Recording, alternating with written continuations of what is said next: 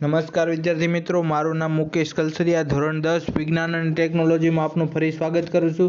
મિત્રો, આપણે પ્રીવિયસ લેક્ચરમાં જોયેલો શ્વસન વિશે, બરાબર, જે ખૂબ જ અગત્યનો ટોપિક છે, જે એમાં આપણે જારક શ્વસન, અજારક શ્વસન વગેરે આપણે જોયેલું. હવે ત્યાર પછીનો ટોપિક હતો વહન, જે તમને વાત કરી તે પ્રમાણે આપણા અભ્યાસક્રમમાં નથી. અને હવે ત્યાર પછીનો જે આપણે આજના લેક્ચરમાં ભણવાના છીએ તે છે ઉત્સર્જન, બરાબર. એટલે ઉત્સર્જન જે ખૂબ અગત્યનો સવાલ છે, એટલે આ ત્રણેયમાંથી તમને પૂછાઈ શકે તેવી શક્યતા છે. તો સ્ટાર્ટ કરીએ આપણો લેક્ચર. તો આપણે વાત કરીએ ઉત્સર્જન. ઉત્સર્જન એટલે શું, આપણને પહેલાં ખબર હોય કે આપણું જે અંતિમ પ્રક્રિયા, જે સજીવનો તબક્કો છે, તો આપણે ચર્ચા કરી ગયા છીએ કે સજીવો પ્રકાશ સંશ્લેષણ અને શ્વસનમાંથી ઉદ્ભવેલા ઉત્સર્ગ વાયુઓ કેવી રીતે છુટકારો મેળવે છે. ઉત્સર્ગ એટલે આપણે ઉચ્છ્વાસમાં જે વાયુ હોય એનાથી છુટકારો કેવી રીતે મેળવી શકે છે. અન્ય ચયાપચિત ક્રિયાઓમાં ઉદ્ભવેલા નાઇટ્રોજનયુક્ત પદાર્થનો નિકાલ કરવો જરૂરી છે. ચયાપચિત એટલે કે આપણે ખોરાક ખાઈએ, એનું પાચન થાય અને વધારાનું જે કચરો છે એ નાઇટ્રોજનયુક્ત હોય, એ કેવી રીતે રિમૂવ થાય, નીકળે છે. તે જૈવિક પ્રક્રિયા જેમાં હાનિકારક ચયાપચિત ઉત્સર્ગ કે નકામા પદાર્થોનો નિકાલ કરવામાં આવે છે, બરાબર. જે આપણે મળ દ્વારા નિકાલ થઈ જાય છે નકામા કચરાનો, તેના વિશે, જેને ઉત્સર્જન કહેવામાં આવે છે, તેના વિશે આપણે આજના લેક્ચરમાં વાત કરવાના છીએ. વિવિધ પ્રાણીઓ, તેના માટે વિવિધ પદાર્થોનો નિકાલ કરવામાં આવે છે, જેને ઉત્સર્જન કહેવામાં આવે છે. શું કહેવામાં આવે છે? ઉત્સર્જન કહેવામાં આવે. વિવિધ પ્રાણીઓ, તેના માટે વિવિધ પ્રયુક્તિઓ એટલે કે જુદી જુદી યુક્તિઓ. મોટા ભાગના એક કોષીય સજીવો, જેમ કે અમીબા, આ ઉત્સર્ગ દ્રવ્યોને શરીરની સપાટીથી પાણીમાં પ્રસરણ કરીને તે પદાર્થોનો ત્યાગ કરે છે, બરાબર. જે શરીરમાં શું કરે છે? પાણી સાથે પ્રસરણની પ્રક્રિયા કરી અને નકામા કચરાનો પાણીમાં ત્યાગ કરે છે. જેમ કે આપણે અન્ય ક્રિયામાં જોયું કે જટિલ બહુકોષીય સજીવો આ કાર્યને પૂર્ણ કરવા માટે વિશિષ્ટ અંગનો ઉપયોગ કરે. બહુકોષીય સજીવો છે જે વિવિધ અંગનો ઉપયોગ કરે છે, બરાબર. એટલે આ ખૂબ અગત્યનો ટોપિક છે. તો હવે તમને અહીંયા ટોપિક આપ્યો છે મનુષ્યમાં, એટલે કે માનવોમાં ઉત્સર્જન, બરાબર. તો માનવમાં ઉત્સર્જન શું છે, બરાબર. તો આપણે કહીએ, આપણે ખોરાક લઈએ, બરાબર. એ ખોરાકનું પાચન થાય નાના આંતરડામાંથી મોટા આંતરડામાં. મોટા આંતરડામાં અપાચિત ખોરાક હોય, જે નકામો કચરો એ મળ માર્ગ દ્વારા બહાર નીકળે છે, બરાબર. તો આપણે વાત કરીએ મનુષ્યમાં ઉત્સર્જન તંત્રમાં એક જોડ મૂત્રપિંડ, બરાબર. અહીંયા તમે જોઈ શકો છો, બરાબર. જે વાલ્વ જેવા, તમને વાલ્વના દાણા જેવા દેખાય, એ શું છે? એક જોડ મૂત્રપિંડ. જે એક જોડ મૂત્ર વાહિની, એક મૂત્રાશય અને એક મૂત્ર માર્ગ હોય છે, બરાબર. એટલે આ ત્રણ વસ્તુઓ તમને જોવા મળે છે. આ મૂત્રપિંડો ઉદરમાં કરોડ સ્તંભની કશેરુકાઓની બંને પાર્શ્વ બાજુએ હોય છે. કશેરુકાઓ એટલે અહીંયા તમે જોઈ શકો છો, બે જે તમને દેખાય ને, જે રેડ અને બ્લુ કલરની, એને કશેરુકાઓ કહે છે. આ મૂત્રપિંડમાં નિર્માણ થયેલું મૂત્ર વાહિનીમાં થઈને મૂત્રાશયમાં જાય છે. મૂત્રવાહિની દ્વારા થઈને મૂત્રાશયમાં જાય છે અને ત્યાં સુધી એકત્રિત રહે છે, જ્યાં સુધી મૂત્ર માર્ગમાંથી તેનો નિકાલ ન થાય ત્યાં સુધી તે એકત્રિત રહે છે. હવે મૂત્ર કેવી રીતે નિર્માણ પામે છે, જે આપણે વાત કરીએ તો મૂત્ર નિર્માણનો હેતુ રુધિરમાંથી નકામા ઉત્સર્ગ પદાર્થો, આપણા રુધિરમાં જે નકામા ઉત્સર્ગ એટલે આપણા લોહીમાં નકામા દ્રવ્યો હોય, જે પદાર્થોને અલગ કરીને બહાર નિકાલ કરવાનો છે. જે ફેફસામાં કાર્બન ડાયોક્સાઇડ, જે CO2 વાયુ રુધિરમાંથી અલગ થઈ જાય છે, અને જ્યારે નાઇટ્રોજનયુક્ત નકામા ઉત્સર્ગ દ્રવ્યો કે પદાર્થો જેવા કે યુરિયા કે યુરિક એસિડ, જે મૂત્રપિંડમાં રુધિરથી અલગ કરવામાં આવે છે, બરાબર. જે આપણા રુધિરમાંથી નકામો અલગ થયું, અને આ કોઈ આશ્ચર્ય પમાડે તેવી બાબત નથી કે ફેફસામાંથી જે મૂત્રપિંડમાં પાયરૂપ ગાળણ એકમ ખૂબ જ પાતળી દિવાલમાંથી રુધિર કેશિકાઓનો ગુચ્છ હોય છે. શું હોય છે? રુધિર કેશિકાઓનું ગુચ્છ, એટલે જે ગૂંચળા જેવું હોય છે. જે મૂત્રપિંડમાં પ્રત્યેક રુધિર કેશિકાઓનું ગુચ્છ ગુંચળાકાર નલિકાના છેડે કપ આકારના ભાગ, કે જેને બાઉમેનની કોથળી કહે છે, બરાબર. જે બાઉમેનની કોથળી તેની સાથે જોડાયેલી હોય છે અને જે ગાળણને એકત્ર કરે છે. અને પ્રત્યેક મૂત્રપિંડમાં આવા અનેક ગાળણ એકમો હોય છે, જેને મૂત્રપિંડ નલિકાઓ કહે છે. શું કહે છે? મૂત્રપિંડ નલિકાઓ, જે નજીકના નિકટતમ રીતે ગોઠવાયેલા હોય છે. અહીંયા તમને આકૃતિમાં આપેલું છે કે પ્રારંભિક ગાળણમાં કેટલાક પદાર્થ જેવા કે ગ્લુકોઝ, એમિનો એસિડ, ક્ષાર અને વધુ માત્રામાં પાણી હોય છે. જેમ જેમ ખૂબ જ નલિકાઓમાંથી વહન પામે છે આ પદાર્થનું પસંદગીશીલ પુનઃ શોષણ પણ દર્શાવાય છે, બરાબર. એટલે આ જેવી રીતે પ્રસરણ પામે એવી રીતે આનું નલિકાઓમાં દર્શાવાય છે. હવે પાણીનું પ્રમાણ પુનઃ શોષણ શરીરમાં આવેલા વધારાના પાણીની માત્રા પર અને કેટલાક દ્રવ્ય નકામા પદાર્થોનું ઉત્સર્જન કરવાનું હોય છે તેના પર નિર્ભર છે. હવે પ્રત્યેક મૂત્રપિંડમાં નિર્માણ પામનારું મૂત્ર એક લાંબી નલિકા જેને મૂત્રવાહિની કહેવાય છે, બરાબર. અહીંયા તમે આકૃતિમાં જોઈ શકો છો, બરાબર. તેમાં પ્રવેશે છે અને જે મૂત્રપિંડને મૂત્રાશયની સાથે જોડે છે. જ્યાં સુધી ફેલાયેલા મૂત્રાશયનું દબાણ મૂત્રમાર્ગ દ્વારા તેને બહાર ન કરી દે ત્યાં સુધી મૂત્રાશય દબાણ અનુભવે છે અને મૂત્રાશયમાં મૂત્ર સંચય પામે છે, બરાબર. તે આપણે રિયલમાં અનુભવ કરી શકીએ છીએ.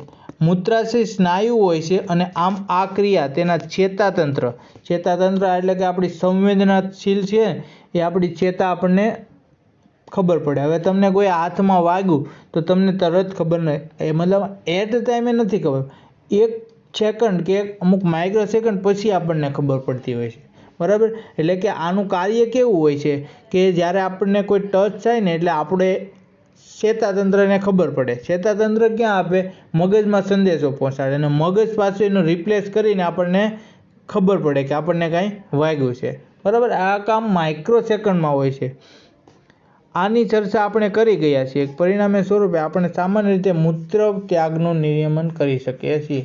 એટલે કે આપણા શરીરમાં જ્યારે મૂત્ર ભેગું થાય, બરાબર, મૂત્ર કોથળીમાં, તો ત્યારે આપણને પછી એનું પ્રેશર થાય, બરાબર. તો પ્રેશર થાય એટલે આપણને ખબર પડે કે હવે મૂત્રનો ત્યાગ કરવો પડે, બરાબર. તો આવી રીતે આખું, મિત્રો, આ ક્વેશ્ચન ખૂબ અગત્યનો છે જે તમને 2 કે 3 માર્ક્સમાં પૂછી શકે છે અને આમાંથી નાના નાના શોર્ટ ક્વેશ્ચન પણ આવી શકે છે જે ખૂબ જ અગત્યનો ટોપિક છે. હવે ત્યાર પછી આપ્યું છે વધુ જાણવા જેવું, બરાબર, કૃત્રિમ મૂત્રપિંડ, બરાબર. અત્યારની ટેકનોલોજી પ્રમાણે આ વસ્તુ પોસિબલ છે જે તમારી એક્ઝામ માટે અગત્યનું નથી પણ માત્ર જાણકારી માટે છે. જીવનમાં મૂત્રપિંડ જૈવિક અંગ છે. જૈવિક એટલે કે કુદરતી અંગ છે જે બધાને જરૂરી છે. ઘણા કારણો કે પરિબળો જેવા કે સંક્રમણ, આઘાત, મૂત્રપિંડમાં સીમિત રુધિર પ્રવાહ મૂત્રપિંડની ક્રિયાશીલને ઘટાડે છે, બરાબર. એટલે રુધિર પ્રવાહ એની ક્રિયાશીલતામાં શું થાય છે? ઘટાડો કરે છે. ઉત્સર્ગ દ્રવ્યોની સંચય કરે છે તેથી મૃત્યુ પણ થઈ શકે છે. શું થાય છે? એટલે ઉત્સર્ગ દ્રવ્યોમાં ઝેરી હોય તો મનુષ્યનું મૃત્યુ પણ થઈ શકે છે. મૂત્રપિંડ નિષ્ક્રિય થવાથી અવસ્થામાં કૃત્રિમ મૂત્રપિંડનો ઉપયોગ કરવામાં આવે છે. જે કૃત્રિમ મૂત્રપિંડ નાઇટ્રોજનયુક્ત ઉત્સર્ગ દ્રવ્યોને રુધિરમાંથી ડાયાલિસિસ દ્વારા બહાર કાઢવામાં આવે છે. તમે મિત્રો ક્યારેક ડાયાલિસિસ સાંભળ્યું છે? ડાયાલિસિસમાં શું કરવામાં આવે કે આપણા આખા શરીરનું બ્લડ હોય એને શું કરવામાં આવે છે? શુદ્ધિકરણ, એટલે એનું શુદ્ધ કરવાનું, આખું રિફાઇનર કરી અને ફરી પાછું બ્લડ આપણને ચડાવવાનું, જેને શું કહેવાય? ડાયાલિસિસ કહેવામાં આવે છે. હવે કૃત્રિમ મૂત્રપિંડ એટલે આ બધું પ્રક્રિયા થાય ક્યાં? શેના કારણે આ બધું આપણું બ્લડને બગડે? તો આપણી કિડની ખરાબ હોય ને તો આ વસ્તુ પોસિબલ. આપણું હૃદય ખરાબ થાય, કિડની ખરાબ, આ બધું થાય ત્યારે આ વસ્તુ ડાયાલિસિસ જેવું કરાવવું પડે, બરાબર. કૃત્રિમ મૂત્રપિંડ ઘણી બધી અર્ધપ્રવેશશીલ કે અર્ધપારગમ્ય અસ્તરવાળી નલિકાઓ યુક્ત હોય છે. આ નલિકાઓ ડાયાલાઇઝર પ્રવાહીથી ભરેલી ટાંકીમાં લગાડેલી હોય છે અને જે ડાયાલાઇઝર પ્રવાહી આ સુધી રુધિર જેવો જ હોય છે પરંતુ તેમાં નાઇટ્રોજનયુક્ત ઉત્સર્ગ દ્રવ્યો કે પદાર્થો હોતા નથી જે દર્દીના રુધિરને આ નલિકાઓમાંથી વહેવડાવવામાં આવે છે અને આ માર્ગમાં રુધિરમાંથી ઉત્સર્ગ થવાનો પ્રસરણ દ્વારા ડાયાલાઇઝર પ્રવાહીમાં આવે છે. શામાં આવે છે? ડાયાલાઇઝર પ્રવાહી. અહીં તમે આકૃતિમાં જોઈ શકો છો. શુદ્ધિકરણ પામેલા રુધિર પાછું દર્દીના શરીરમાં પંપ દ્વારા મોકલવામાં, જેવી રીતે લીધું એવી રીતે પાછું પંપ દ્વારા મોકલવામાં આવે છે અને આ મૂત્રપિંડમાં કાર્યને સમાન છે પરંતુ એક તફાવત આવે છે કે આમાં કોઈ પૂર્ણ શોષણની ક્રિયા થતી નથી. સામાન્ય રીતે એક સ્વસ્થ તંદુરસ્ત વ્યક્તિ દરરોજ 180 લીટર પ્રારંભિક નિસ્યંદન મૂત્રપિંડમાં થાય છે. કેટલું? 180 લીટર પ્રારંભિક નિસ્યંદન મૂત્રપિંડમાં થાય છે. જો કે એક દિવસમાં ઉત્સર્જન મૂત્રનો ત્યાગ કે નિકાલ વાસ્તવમાં 1 કે 2 લીટર થાય છે, એનાથી વધારે થતો નથી કારણ કે બાકી રહેલા નિસ્યંદન મૂત્રપિંડ નલિકાઓમાં પુનઃ શોષણ પામી લે છે. પુનઃ શોષણ ન પામે એવા કેસીસમાં ડાયાલિસિસ કરવું પડતું હોય છે. આ ટોપિક છે માત્ર તમને જાણકારી માટે આપેલું છે. બરાબર, આ અગત્યનો નથી. પરંતુ માનવમાં ઉત્સર્જન તંત્ર કદાચ તમને 2 કે 3 માર્ક્સમાં પૂછી શકે છે. હવે ત્યાર પછીનો ટોપિક છે વનસ્પતિઓમાં ઉત્સર્જન. બરાબર, આપણે મનુષ્યમાં ઉત્સર્જન જોયું, હવે વાત કરીએ વનસ્પતિઓમાં ઉત્સર્જન. અહીં બાજુમાં તમને આપ્યું, આના પર વિચારો, અંગદાન. બરાબર, તો આ પર ખાલી માત્ર જાણકારી માટે આપ્યું છે, તમારે વિચારવાનું છે.